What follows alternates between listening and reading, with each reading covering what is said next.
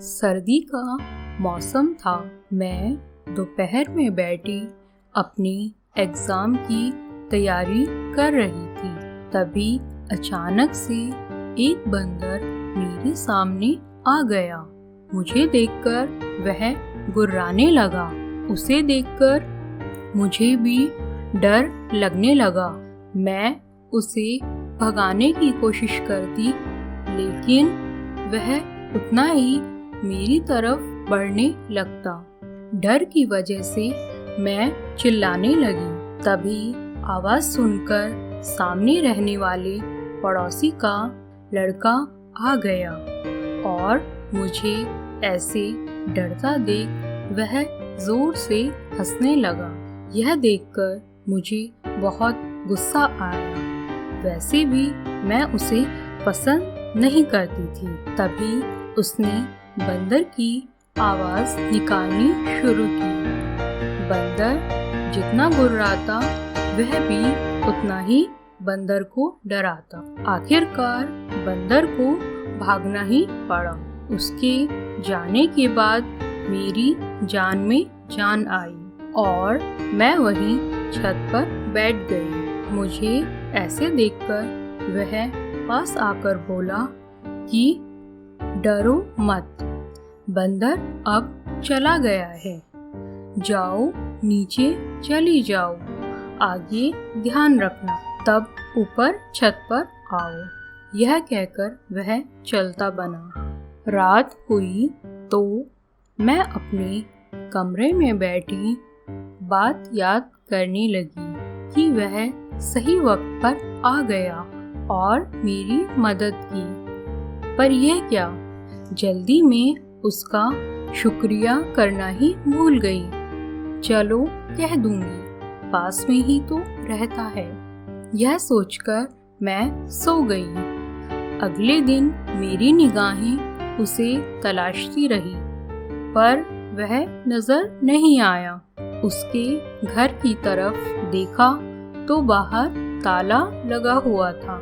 यह देखकर मुझे अच्छा नहीं लगा। मैं उसका इंतजार करने लगी। आ जाएगा तो बोल दूंगी, मगर पूरा हफ्ता बीत गया, वह नहीं आया। शायद कहीं दूर किसी काम से गया होगा। यह सोचकर खुद को समझाने लगी, पर मैं क्या कर सकती थी? कुछ जानती भी नहीं थी और मुझे भी वह पसंद नहीं था। पर ना जाने क्यों उस दिन के बाद से मैं उसकी तरफ आकर्षित होने लगी थी। मन हो रहा था वह जल्द आ जाए। अगली सुबह तब मैं छत पर किसी काम से गई तो देखा वह धूप में बैठा हुआ पढ़ रहा। मैं मन ही मन मुस्कुराने लगी। इशारे से उसे बुलाया और एक सांस में कहने लगी, कहाँ चले गए थे? बताकर नहीं जा सकते थे? मैं बोले जा रही थी और वो मेरी ओर देखे जा रहा था। कुछ देर बाद मुझे एहसास हुआ, तब मैं संभलकर बोली कि उस दिन तुम्हें शुक्रिया कहना भूल गई थी।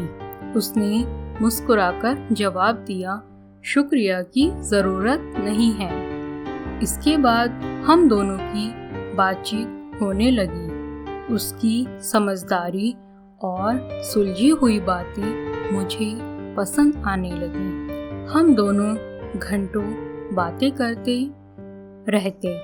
उसका साथ मुझे एक अलग ही खुशी देता था और कब वह नापसंदीदा शख्स मुझे पसंद आने लगा, मैं खुद भी ना जान पाई।